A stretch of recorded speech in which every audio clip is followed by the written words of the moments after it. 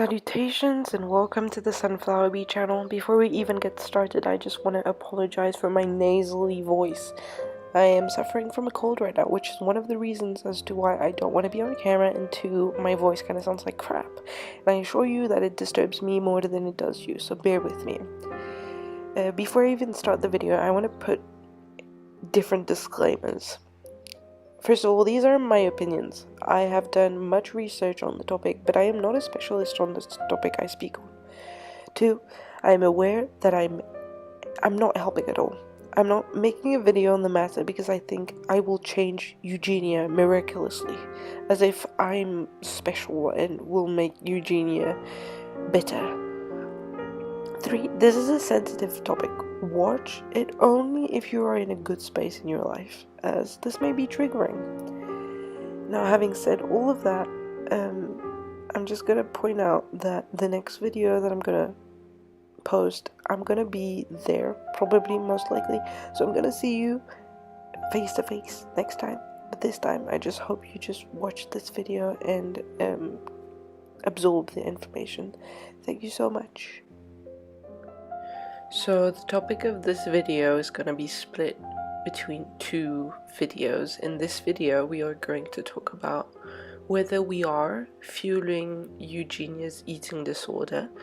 In the next video, we will be asking ourselves how we could possibly help someone with an eating disorder.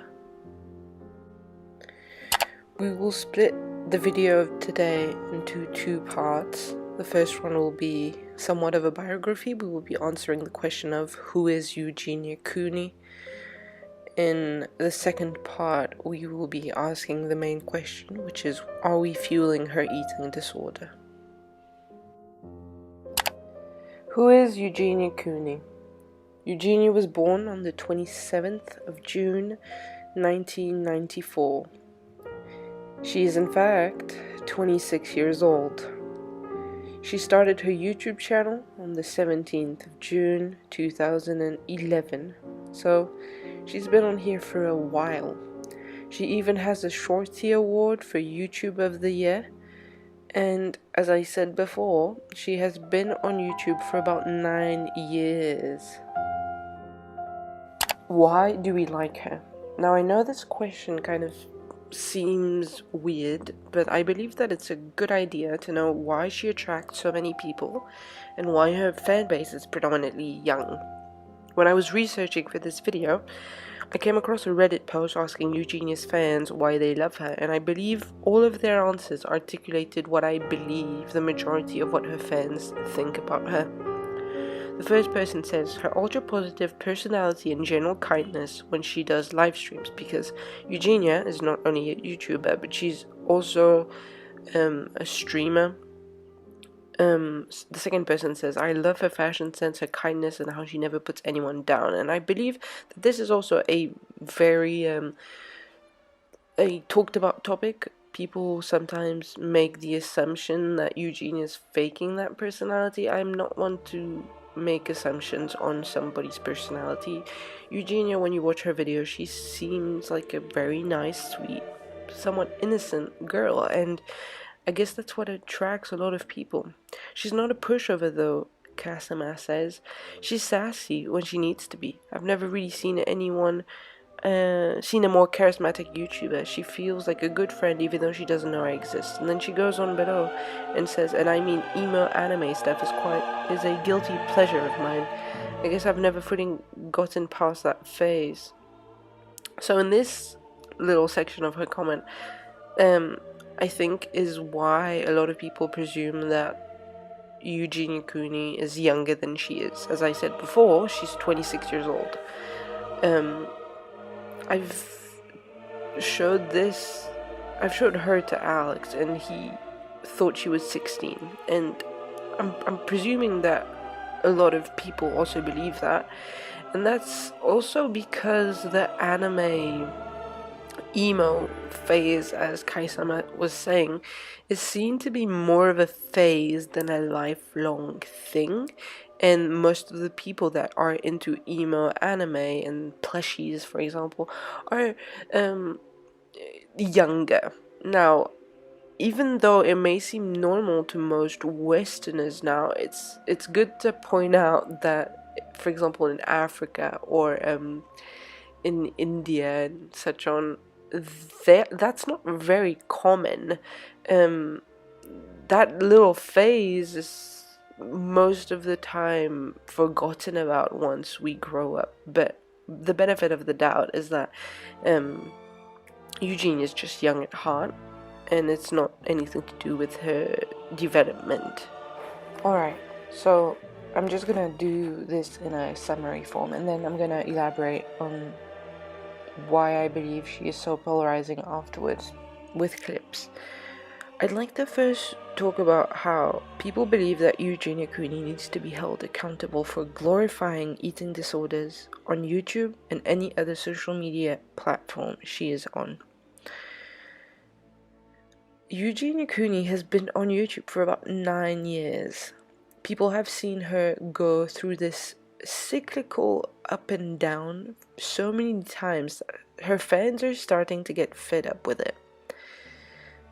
So every year we go through the same cycle with Eugenia Cooney, with each time being worse than the previous. She first gets sick, meaning she looks just sickly thin. Then we plead for her to get help. And then lastly, she claims to be fine, and then we go through it again. She looks sick, we plead for her to get help, she claims she's fine, and we go through it again. And that happens over and over and over again. So there's one thing that remains true in that nothing is helping. Nothing that we did, nothing that we are doing, nothing that we are not doing is helping. But the third thing are the rumors on her family and their hand in her eating disorder. People believe that her mother is enabling her, and even more so, that she is the cause of her eating disorder. But regardless of all that I am saying right now, we will not make assumptions. I'm just going to show you the facts, and then you're going to decide. Was I born like this, or did it happen later on in life? Did what happen later in life? But I mean, I guess I was born as Eugenia, but I guess we kind of all change, like, over time, you know? I guess, like, we all kind of, like, change and grow, like, I don't know. So one of the things that I've heard and seen people say about Eugenia Cooney is that they don't like the fact that she's in denial about her eating disorder. And people think that she is trying to glamorize her eating disorder for people watching her. Now, I have an issue with that, because when that person was asking her that question, I think we all know what that person was referring to, and I do believe that Eugenia Cooney knows that as well. On the other hand, though, Eugenia is so used to people asking her about that she has a script, a way of acting that is already programmed in her head. She knows how to act. She acts as if she doesn't know what that person was talking about. And that little act of innocence, that act of not knowing, I guess, frustrates people. But I would just like to point out that Eugenia is ill. Eugenia does have an eating disorder, and I know that before people used to beat her out the bush. Because there was no one that examined her and that stated that she had an eating disorder. We just felt weird saying that out loud. But in this case, Eugenia did go to a rehabilitation center for her eating disorder, and that is a fact. So that means that experts did examine her and did believe that she did have an eating disorder. So let's make that clear. Eugenia does have an eating disorder, and her little acts of in denials, her little quirks where she pretends as though she doesn't know what people are talking about, when people are talking about her eating disorder, that is completely normal. She has an eating disorder, and when people have an eating disorder, they are in denial about their eating disorder. They do not like talking about it, which is exactly what Eugenia is doing. I was also warned that, these patients, they will lie to you. They manipulate you. You can't trust them. Depending on, like, a lot of factors and things, but yeah, I guess I've always been, like, pretty, like, naturally thin, but... Please explain to me why you don't eat. I know it's a sickness. Just like a drug addiction, but with drugs you're chasing the high or trying to. Well, Bill, I do eat. I'm not eating right now just because I'm streaming right now. The reasons that people could be doing things like that could be different for everyone, and people also have different ways of dealing with like stress and dealing with like their problems, and people have like different issues and stuff. Just like be open to just like the idea, just not with me, but with everyone in general, that sometimes people can have like different ways of dealing with things or feeling things or seeing things, and yeah, I hope that makes sense. You weren't trying to be rude? Wait, were you the one that said to like you wanted to buy me food? It's okay. I don't really think you were trying to be rude, so it's fine. No worries. But I was just saying that like you don't have to do that. Like you can buy yourself food. Like why make you waste your money on me, you know? So in the next clip, you're gonna see someone ask Eugenia whether she has an eating disorder or not, which again, I don't agree with. I don't think anybody should do that, and you are just fueling her eating disorder. Regardless though, you'll see that Eugenia Cooney refers to a past, and that past is actually when she went to the rehabilitation center by the means of Jaclyn Glen, which she is no longer friends with because she believes that Jaclyn Glen was the doing of that, and she refers it as a traumatic experience and says that she's better now than she was before, even though after the rehabilitation center she did seem more healthy.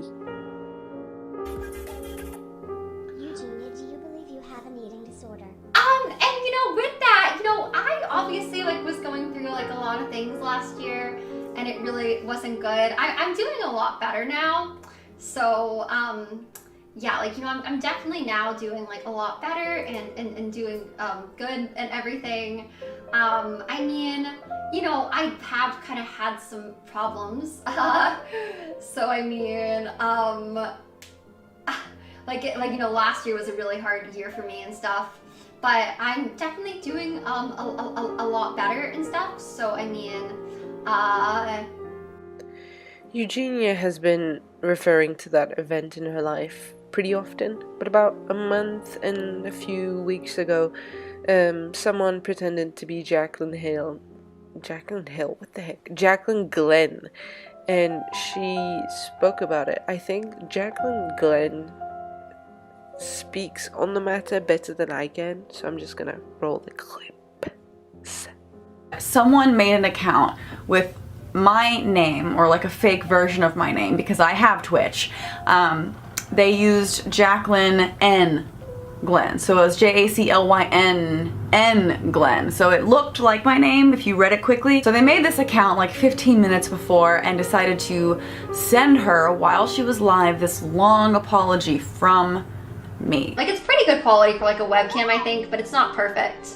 Hey girl, I just came here to say you are beautiful and a great person and friend. I miss you and wanted to apologize for hurting you. I hope you are well and wish you the best. You can reach out to me anytime.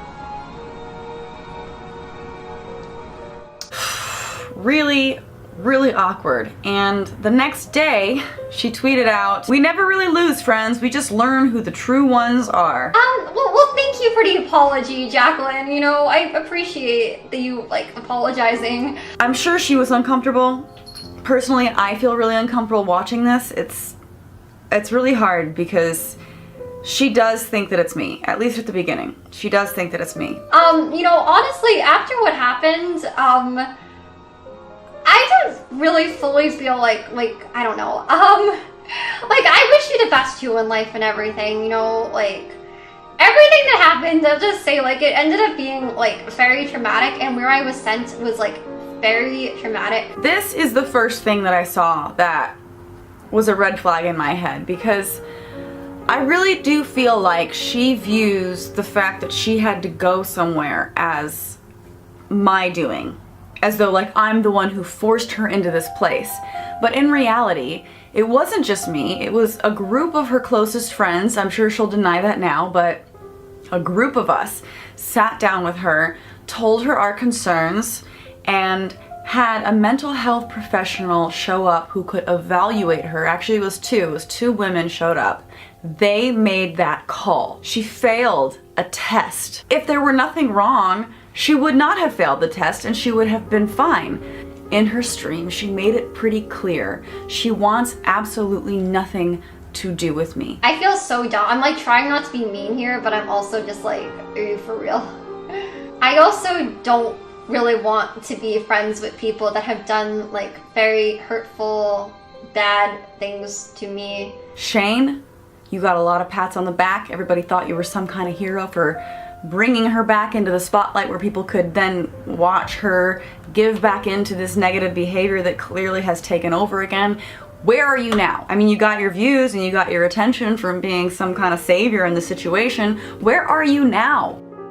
Now let's get into the allegations on the parents of Eugenia Cooney, and specifically her mother.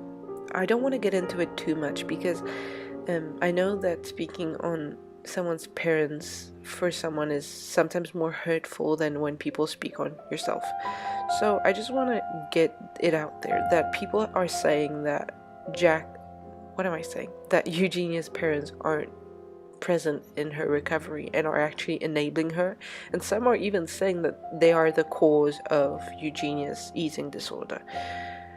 Now, I don't know whether I believe that or not. I don't want to put out my opinion on it, but there are some weird things that are happening, such as the door locks that I'm sure everyone that watches this video knows about, and her asking her mum for permission for her getting her her Nintendo Switch that was upstairs. Though I find it weird, I must always give the benefit of the doubt and say that maybe her mum was doing something upstairs and she just asked for permission in regards to that. Hi, so just so you know, like, is my Switch still upstairs? Can I, like, get it?